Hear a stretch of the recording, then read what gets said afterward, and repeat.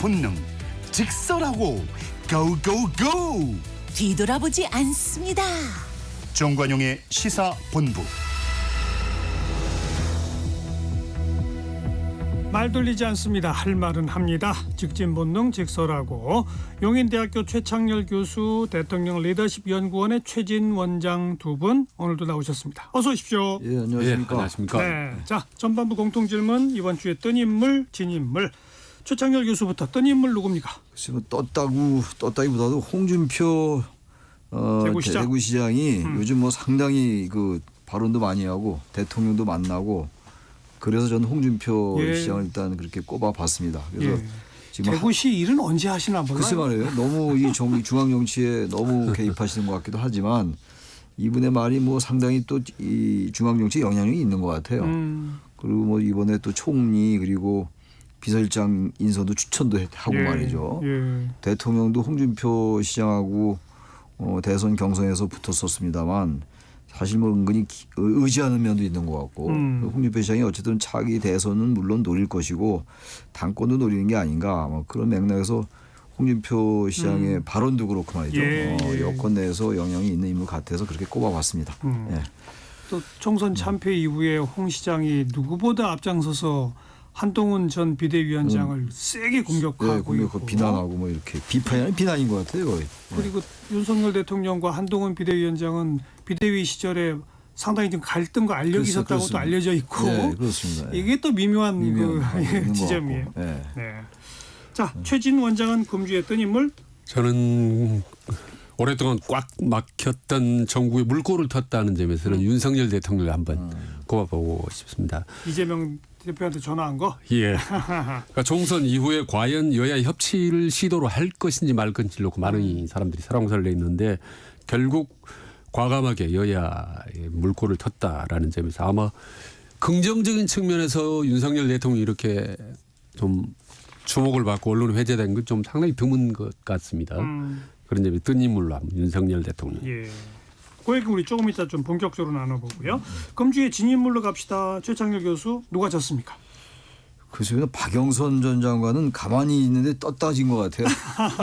자신은 한국에 아직 살아있는 거 아닌가요? 살아있는 것 같아요. 카드가 죽었다 할 수는 없을 것 같아요. 네. 그래서 저는 물론 이재명 대표가 제가 진인물이라고 얘기했던 건 이재명 대표가 지금 이제 박영선 전 장관 얘기가 나오니까 총리 후보로 협치가 아니라 협공이다 이런 얘기를 했잖아요. 이재명 대표가.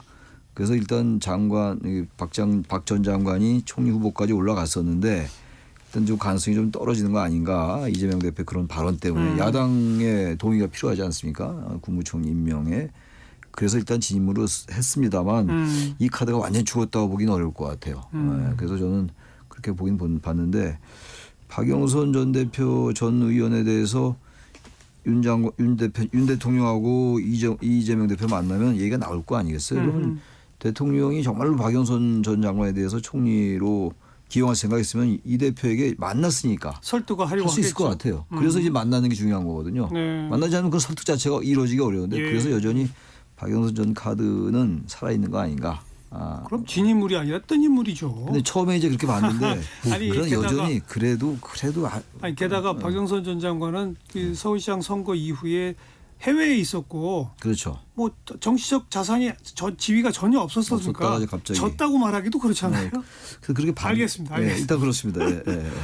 최진 원장 금주의 진인물. 일단 지난주에 이어서 이번 주에도 친 인물인데 한동훈 전 비대위원장인데 지금 선거 끝난 지 딱 10일 됐는데요. 예. 윤석열 대통령이 무슨 위로 전화 한 번 했다는 얘기는 못 들어봤습니다. 아직까지.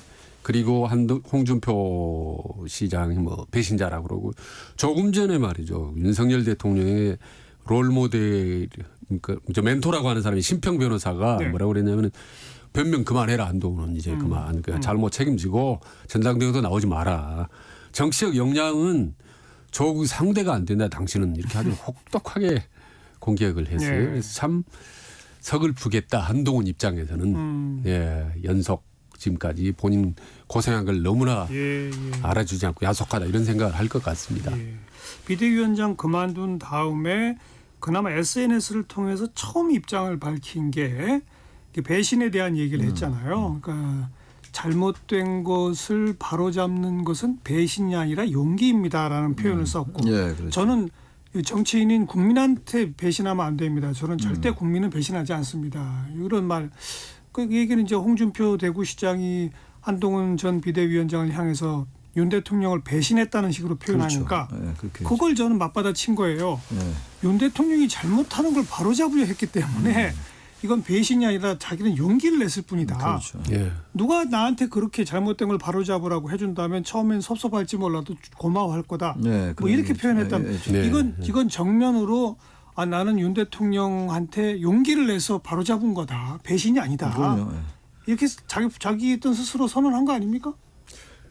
과거 유승민 입장에서 아마 비슷할 겁니다. 본인이 지금까지도 배신했다고 생각하지 않으니까. 근데 이런 부분 한번 생각을 해볼 필요가 있어요.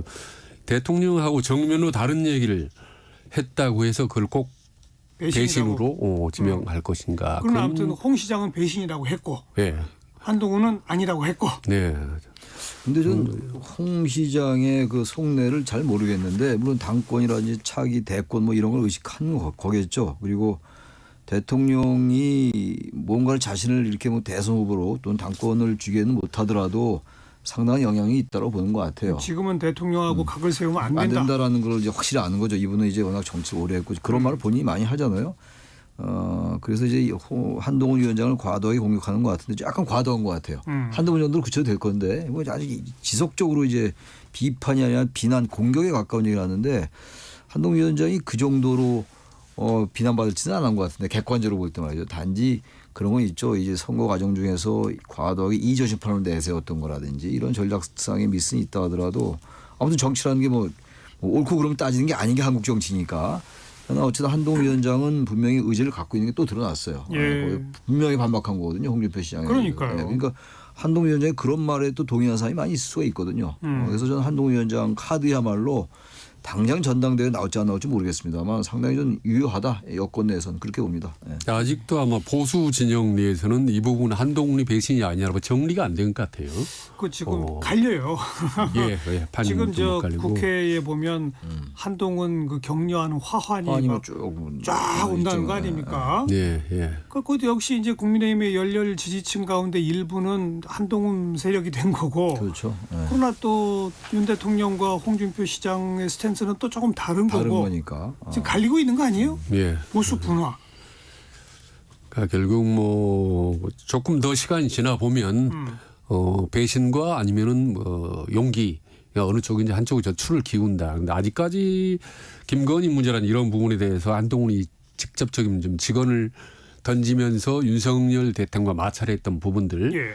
이런 부분들은 저는 오히려 상당히 이 여권에 국민의힘에 저는 오히려 더 플러스 효과가 됐다고 보는 겁니다. 무조건 따라가는 그렇죠.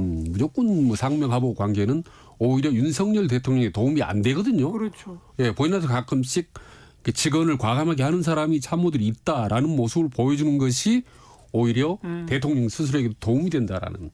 실제로 윤석열 대통령 그런 생각을 해야 될 겁니다. 아마. 해야죠. 예.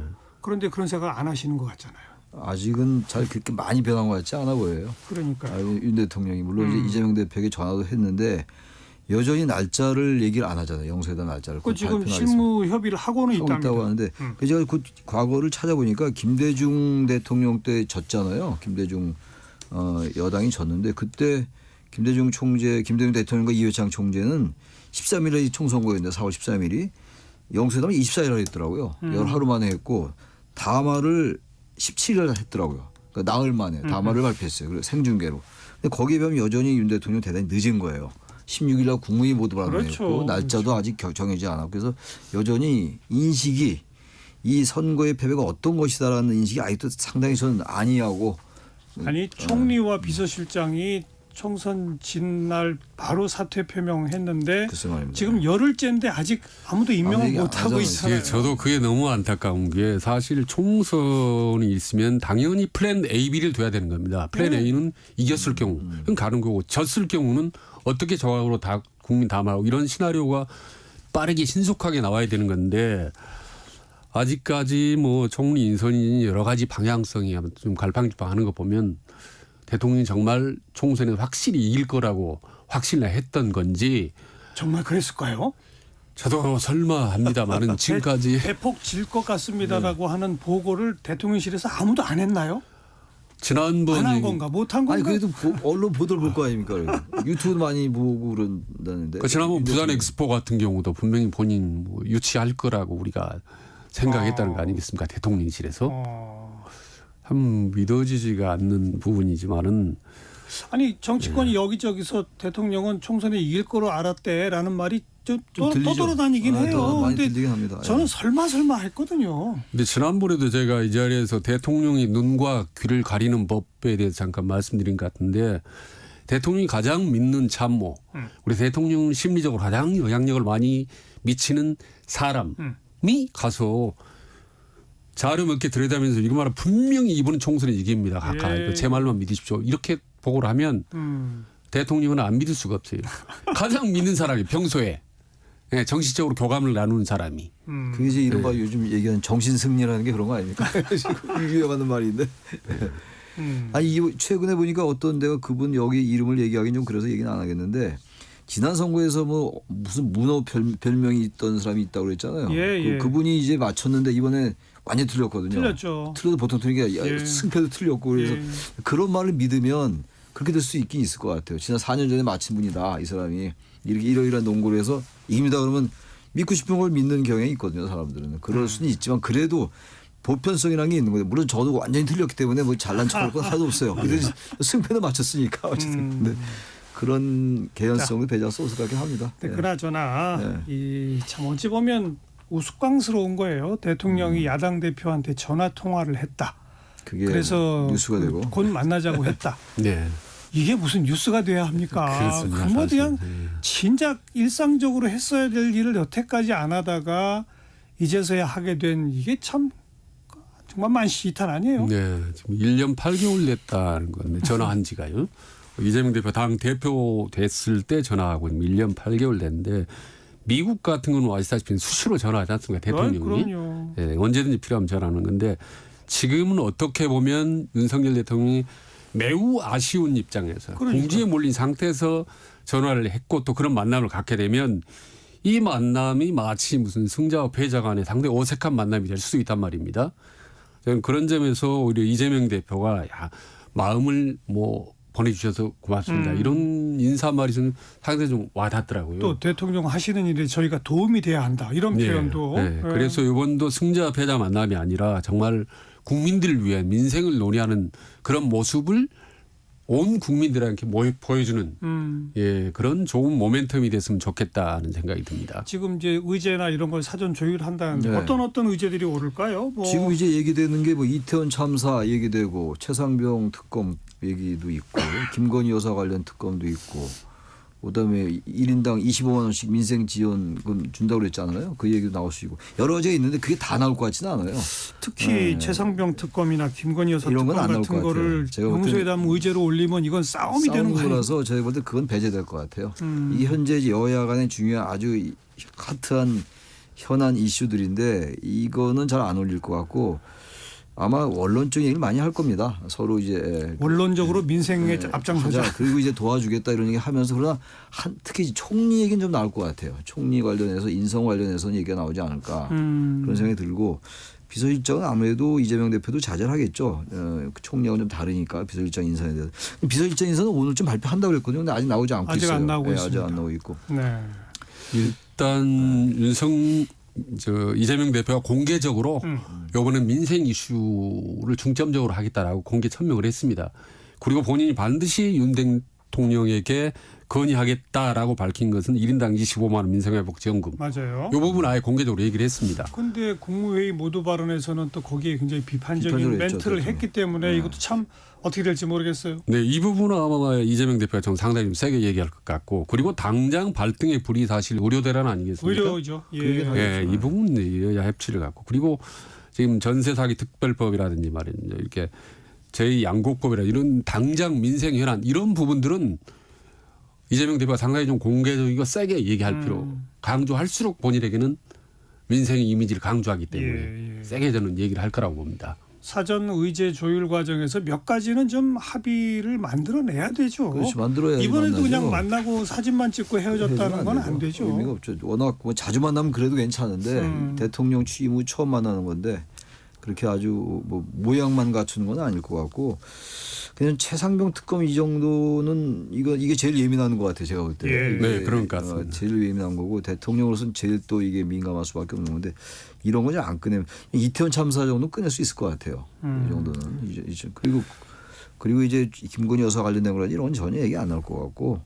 주가 조작 의혹이라든지 이런 게 이른바 이채 양 뭐 명주 뭐 이런 거 있잖아요. 근데 거기선 뭐 한 개 정도 이태원 참사 정도 이외에는 안 나올 것 같고 그리고는 생각보다 그렇게 무슨 낯불 키면서 헤어질 것 같지는 않아요.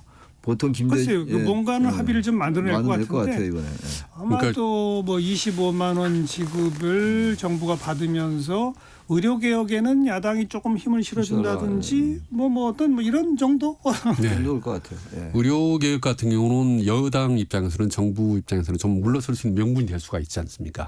야당이 요구했기 때문에라는 그런 이제 핑계를 어떻게 보면 제공할 수 있으니까. 그런데 어쨌든 만약에 말이죠. 회담 끝나거나 각각 발표하잖아요. 대통령도 예, 이재명 대표도. 예.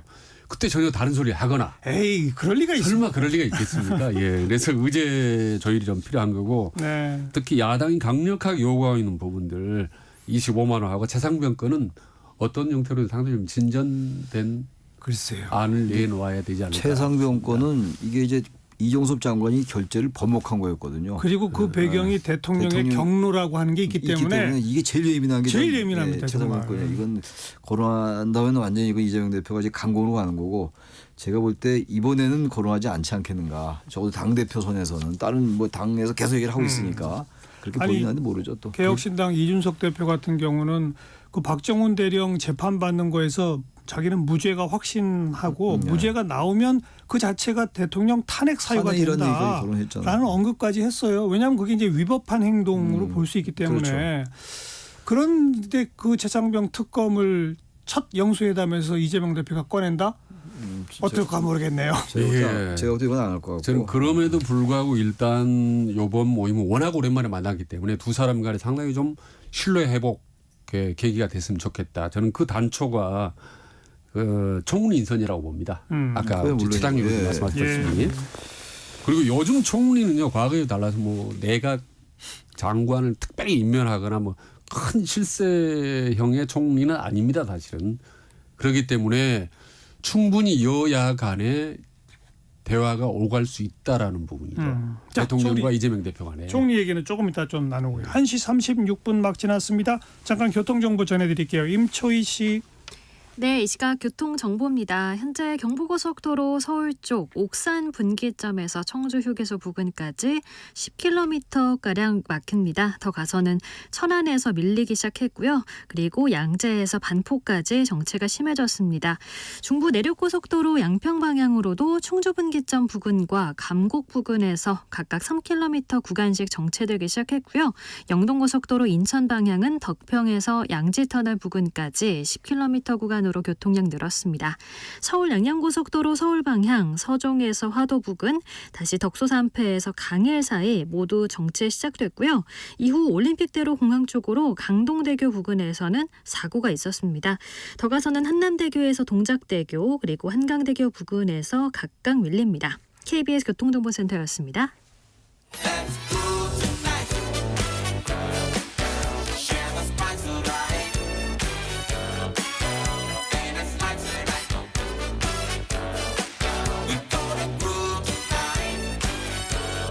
국민 MC 정관용. KBS 1라디오 정관용의 시사본부. 들어보면 달라요.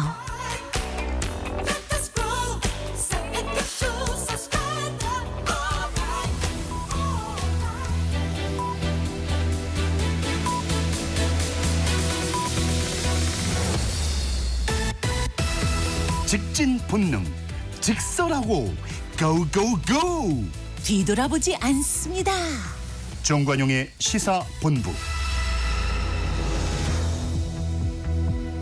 매주 일요일 2부 직진본능 직설하고 용인대학교 최창렬 교수, 대통령 리더십 연구원 최진 원장 두 분과 함께하고 있습니다. 후반부 공통질문입니다. 이번 주에 가장 핫했던 말 한마디, 누구 입에서 나온 어떤 말? 최창렬 교수. 저 홍준표 시장 얘기입니다. 또 역시 우리에게 지옥을 맛보게 했던 정치 검사였고, 이 한동훈 위원장 예, 얘기하는 예. 거, 전 위원장 얘기하는 거고, 그리고 윤석열 대통령도 배신한 사람이다. 더 이상 당에 얼씬거리면 안 된다. 이걸 일단 꼽았어요. 예. 이게 이제 전형적으로 홍준표 시장이 지금 어떤 생각 가지고 이런 계속 그런 발언을 해 왔는가를 예. 여기서 알 수 있는 것 같아요. 지옥을 맛보겠다는 게 이제 박근혜 전 대통령 탄핵에 그 이제 한동훈 검사가 했다 이런 얘기 아닙니까? 근데 저는 이거 보면서 그 윤석열 대통령도 여기 포함되거든요. 아, 거기 수사팀장이 수사팀장. 윤석열. 이게 지금 모순돼요. 그래서 제가 꼽았습니다. 이 자체 이 말 속에서도 형용 모순적인 내용이 있는 게 아닌가. 그래서 한동훈 위원장과 이제 홍준표 시장 그 관계 속에서 특히 맞아 더 이상 당에 얼씬거리지 말아라. 이건 역설적으로 홍준표 대구시장이 한동훈 위원장을 꽤 의식하는 게 아닌지 그런 생각까지 들어요. 그래서 여기에 많은 이 우리 앞으로의 그 여권 내부 권력 지형에서의 정치공학적인 함의가 있는 게 아닌가. 그래서 제가 이따 꼽아봤습니다. 네. 네. 자, 최진 원장은 그럼 이제 어떻게 한마디. 보면 예, 같은 맥락인데요. 동대문에서 떨어지는 김영우 전 의원이 그런 얘기를 했지 않습니까? 누가 한동훈에게 돌을 던질 수 있겠는가 예. 있는데 물론 뭐 원팀이라든지 몇 가지 좀 아쉬운 대목이 있지만은 모든 책임을 사실 한동훈에게 지우는 건 사실 무리라고 생각합니다. 그래서 지금은 누구 탓하는 게 중요한 게 아니라 왜 졌는지를 상당히 과학적이고 냉철하게 예. 체계적으로 분석할 필요가 있다고 보는 거거든요. 근데 이렇게 탓 공방만 이렇게 공중에 떠돌기 때문에 국민들 입장에서는 아직도 국민의힘이 정신을 못 차린 게 아닌가라고 상당히 불쾌할 수 있거든요. 지금부터라도 이 패배와 성찰, 분석 이 예. 부분이 좀 들어가줘야 된다고 생각을 합니다. 뭐 아까 제가 잠깐 표현 썼습니다만 이게 보수의 분화예요. 현재 네, 그렇죠. 현재까지로서는 그러니까 이른바 보수 주류 언론들도 총선 끝나자마자 거의 이구동성으로 책임의 99%는 윤 대통령에게 있다라는 식의 자세를 취했거든요. 네. 거기서 홍준표 시장이 미묘한 정치를 하는 거예요. 그렇죠. 네. 한동훈 비대위원장을 제일 앞장서서 비판하면서 윤 대통령에게 돌아갈 책임론을 상당 부분 자기가 이렇게 막아주는 거죠. 막아주는 네. 거거든요. 이런 와중에 윤 대통령이 또 단둘이 4시간 만찬을 하면서 뭐 조언 얻고 추천도 받았다. 막 이런 미묘한 이런 게 보수 있는 거죠. 내의 분화가 지금 벌어지고 있는 겁니다. 공교롭게도 또 대통령이 그러니까 홍준표 예. 대표를 또 만났잖아요. 공교롭게가 아니라 저는 이게 다 정치라니까요. 글쎄 말입니다. 예. 그래서 대통령이 윤 대통령이 자신의 그 방패막이로 홍준표 시장을 의식하는 거예요. 그러니까요. 서로 이게 이해관계가 일치하는 거죠. 그렇죠. 윤 대통령과 홍준표 시장이 전형적으로. 지금 현재로서는 딱 그렇습니다. 앞으로 어떻게 될지도 모르죠. 모르죠. 또 갈릴 수도 있고. 음. 지금까지는 그렇죠. 네. 저는 그게 이제- 먼저 한동훈 대표를 사실 만났어야 된다고 봅니다. 대통령이. 그래서 위로하고 또 아쉬운 점 털어놓고 얘기하고 그다음에 물론이죠. 누구를 만나더라도 예. 괜찮은 건데 이렇게 순서가 좀 잘못됐지 않나 싶은 생각이. 이 여권에서 나온 얘기는 뭐 윤 대통령이나 이 여권 핵심은 일단 한동훈 전 위원장은 선을 긋는다, 뭐 네. 배제한다, 뭐 이런 얘기가 나오는 거잖아요. 그렇죠. 저는 그것도 이해 좀 안 가요. 왜 정치를 그렇게 하는지 계속 배제의 정치라는 게 아닌가. 과거에 나경원, 안철수, 나 이제 이준석 그런 식으로 내치고 이랬잖아요. 그들이 다 돌아왔지 않습니까? 근데 또 다시 그런 식의 경로 의존을 또 밟는 건지 그건 좀 이해는 안 가긴 안 갑니다, 개인적으로. 저도 뭐 한동훈 어떤 형태로든 정치를 다시 할 거라고 저는 확신하는 사람인데 지금 한동훈 무슨 생각을 할까 대통령에 대해서 이렇게 융단 폭격을 본인이 맡고 있는 상태에서는 상당히 좀 섭섭해하지 않을까라는 생각이 듭니다. 그래서 섭섭하다는 표현을 SNS에 한 거잖아요. 한 거죠. 나는 잘못한 걸 바로잡으려 했지 배신이 아니다. 무슨 용기다, 뭐 이렇게 얘기하는. 나는 거는. 용기 내서 네. 권력에 대들었었다. 네, 그렇게 이렇게 말한 얘기하는 거잖아요. 쉽게 말하면. 자신은 그러니까 국민에 대해서 배신하지 않는다 이런 예, 얘기 있잖아요. 국민한다는. 국민 편에 서서 한다. 필요 없다. 이게 과거에 좀 그 기시감이 들던데 윤석열 검사가 사람에게 충성하지 않는다는 예. 말하고 기시감이 들어요. 맞아요. 국민에게 배신 안 한다는 얘기. 맞아요. 그런 생각이 들더라고요. 한동훈 자기 정치예요. 네, 자기 정치하는 거죠, 한동훈이. 예. 네. 어차피 뭐 대권 주자이기 때문에 뭐 차별화나 자기 정치는 어떻게 보면 불가피하고 그걸 대통령은 충분히 예상을 하고 그걸 받아들일 각오가 돼 있어야 되는 거죠. 아무튼 이제 이런 게 모두 다 미묘한 보수 분화의 어떤 상징이라고 볼 수 봐야 있고, 되겠죠. 요게 이제 6월 전당대회까지 갈 겁니다. 가면서 국민의힘의 차기 당권이 어느 쪽으로 흐르느냐. 지금 뭐 벌써부터 얘기가 나오잖아요. 이제 영남부 지도부는 안 된다. 네. 수도권 쪽에서 해야 한다. 뭐 심지어는 젊은 세대 교체도 필요하다. 뭐 별의별 얘기가 다 나오는데 그 바탕과 배경에 다 이런 게 있는 깔려 거거든요. 있는 거죠. 윤 네. 대통령 쪽이냐 한동훈 비대위원장 쪽이냐 다 있는 거 아닙니까? 그거 봐야죠. 이거 지금 한동훈 전 위원장은 아무튼 윤 대통령에게 뭔가 직언을 했던 거였죠. 선거 과정 중에서. 근데 거기에 대해서 바로 대통령실에서 당신 사퇴하시오 이렇게 나왔던 거였잖아요. 그렇죠. 그러니까 이 자체가 벌써 갈라지기 시작한 겁니다. 예. 근데 그걸 이제 한동훈이 확실하게 갈라졌어야 되는데 선거 기간 중에 그러면 저는 선거 결과가 많이 달라질 수 있었다고 보는데 그건 또 못한 거죠. 못한 거 뒤끝이 약했어요. 그래서 아주 애매하게 스탠스가 꼬인 거죠 한동훈 위원장이. 근데 이제 자신은 아마 처음에 김건희 여사에 관련된 것에 대해서 명품백에 대해서 국민 눈높이를 얘기했지 않습니까? 그쪽으로 갈 것 같아요 한동훈 전 위원장은. 앞으로는 네, 그래야 자신의 길이 열리지 않겠습니까? 음. 네, 여전히 또 대통령 의식하고 윤 대통령과의 관계에서 과거의 관계를 매몰돼 있고 머물러 있다면 저는 한동훈 전 위원장의 정치 암단은 별로 밝지 않다고 생각합니다. 네. 그러니까 대통령 입장에서는 이제 향후에 대권 정부 관리가 중요하지 않습니까? 근데 저는 그 가장 모델이 저는 구룡작전이라고 보네요. YS 시절에. 예. 여러 가지 당 내에 있는 주자들을 대통령이 의도적으로 키워주는 겁니다.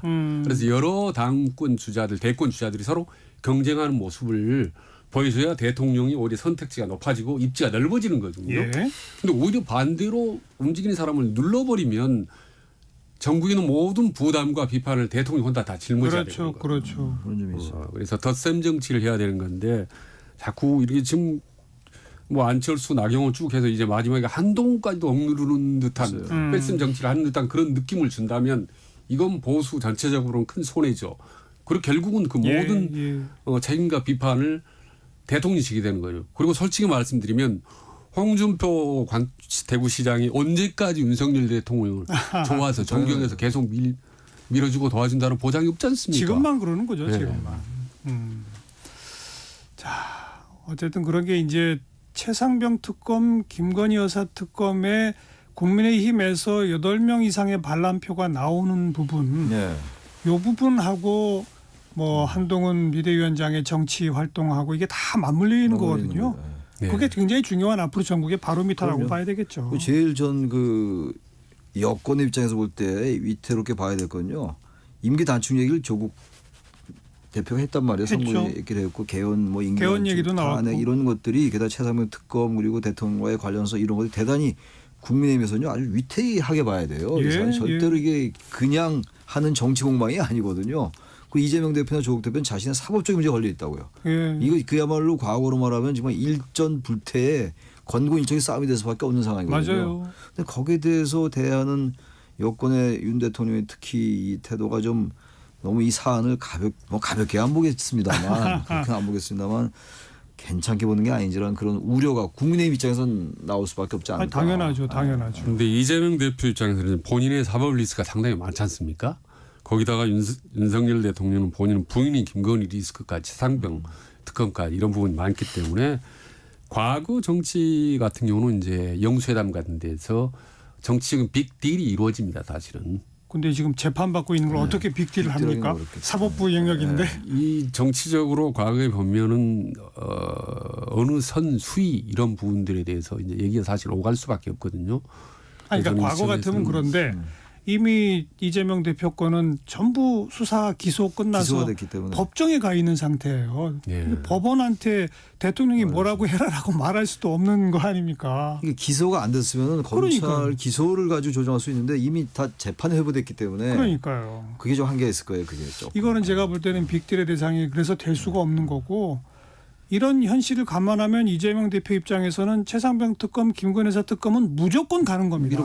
안 할 이유가 없는 거거든요. 지금 양상은 그래요. 상당히 일촉즉발입니다. 축발이에요. 이거 다른 때 여야의 대립하고는 아주 양상이 다른 예, 겁니다. 예. 이건 제가 볼 때.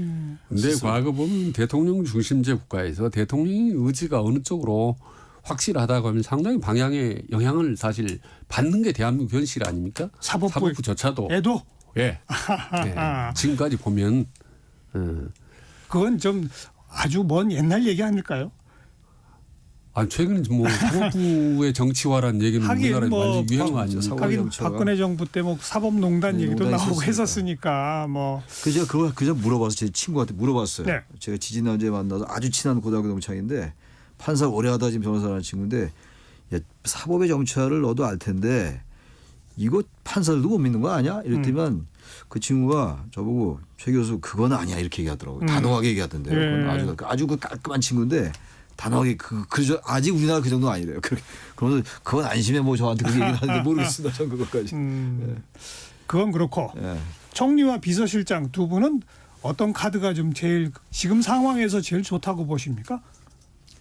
저는 뭐 일단 총리 비서실장이 이렇게 한꺼번에 10명 이상이 쏟아져 나온 것이 상당히 좀 실망스러웠습니다. 사실 가만히 보면은 정교하게 준비된 명단들이 튀어나온 것 같지는 않고 예, 맞아요. 불쑥 뭐 튀어나온 것 같아서 이거 던져보고 저거 던져보고 그런 것 예, 같아요. 나는 이렇게 원칙이 없나. 우선 저는 비서실장 같은 경우는 이번엔 용산에서는 실세형 비서실장이 필요하다고 봅니다. 사실 용산 대통령실에 대통령 외에 구심점을 역할을 할 만한 인물이 없었거든요. 그동안 2년 동안. 그래서 총선에 패배하고 갈수록 집권 후반기로 들어가면 뭔가 실세형 비서실장이 필요하다. 정무 감각이 있고 직원을 과감하게 해줄 수 있는 그런 참모들이 필요하다. 누구요? 예를 들어서. 다만 자기 정치를 하면 절대 안 된다라는 건데 지금 5명이 거론되지 알다시피 원희룡, 김한길, 정진석, 장제원, 양정철 5명이 거론되는데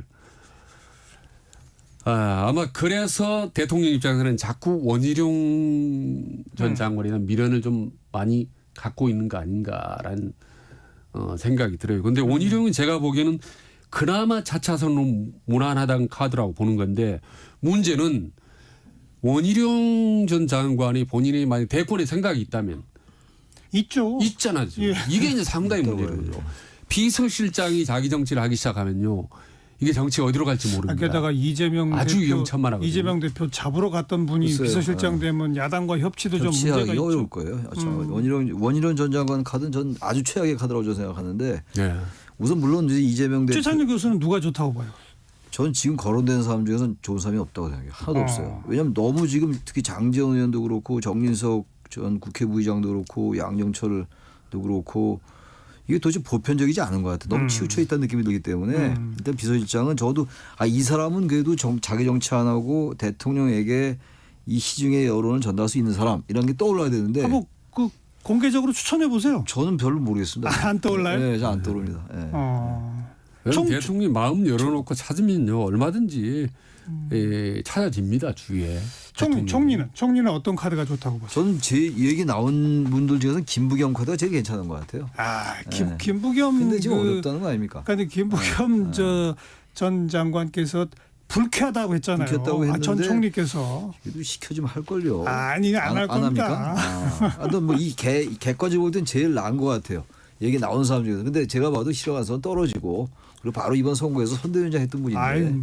어렵다고 봐요 저도. 근데 그러니까 총리 같은 경우는 상당히 좀 야당의 이 견해 의견을 좀 많이 반영할 필요가 있다고 보는 거죠. 그래서 김부겸, 박영선, 김한길 뭐 이렇게 거론이 되는데 총리는 사실 아까 말씀드린 관리자형도 얼마든지 가능하기 때문에 오히려 공을 좀 야당 쪽에 넣는 게 어떨까 추천해 달라 이란 이안 야당에서 총리를 추천해 달라. 네, 추천해 달라 제안하면 오히려 뭐 자, 그게 만약 실현된다면 그야말로 그건 거국 내각입니다. 예, 거국 내각은 사실상 거국 내각이죠. 야당에게 추천해 달라면 야당이 그냥 한 사람 개인만 추천하겠어요? 당연히 않겠죠. 권력을 나눠야 추천하죠. 근데 그 정말 권력을 그렇게까지 나눌 만한 준비가 되어 있을까요? 윤석열 정부가? 전 쉽지 않을 것 같아요. 근데 그렇게 사실상의 거국 내각을 구성하고 그렇게 가야 됩니다. 가야 된다고 저는 주장하는 건데 그렇게 된다면 지지로 올라갈 수 있죠. 그럼 의석이 없어도 의석이 108석밖에 안 돼도 충분히 정치할 수 있어요.